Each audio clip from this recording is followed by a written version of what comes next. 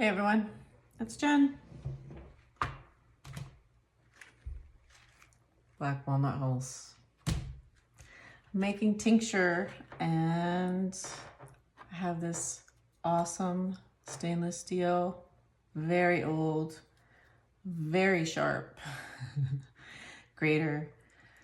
But if you don't have a tool like that, and you must use a good glove because you'll take your fingers off, you can cut with a good knife, good sharp knife, pieces or strips of the rind. This is the rind with the nut, the hard nut shell inside, and then the nut meat, the black walnut meat on the inside.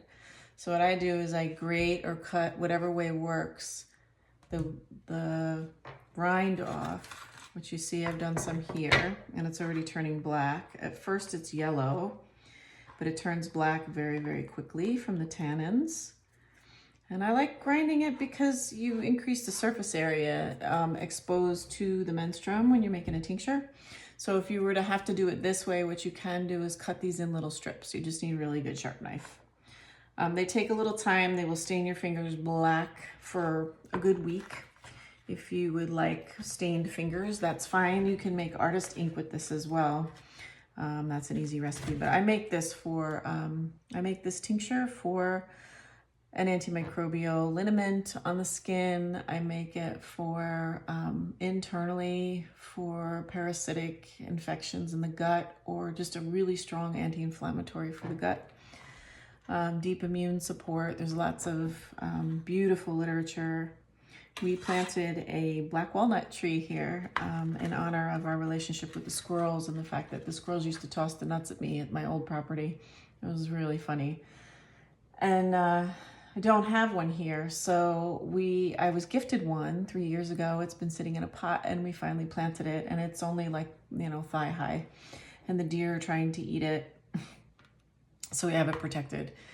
But I was invited to a friend's house who has like a 70, 80 foot full producing beautiful big black walnut tree, actually several. And so I was able to pick up a nice amount of them, you can see here, for processing. And you really don't need that many. I'm just gonna make a quart of tincture. It's not a tincture that really flies off the shelf for a lot of herbalists or even for your home apothecary. So making just a small amount and then saving the nuts, what's left from grinding, you just offer the nuts back out to the squirrels and they'll have at it and take care of it.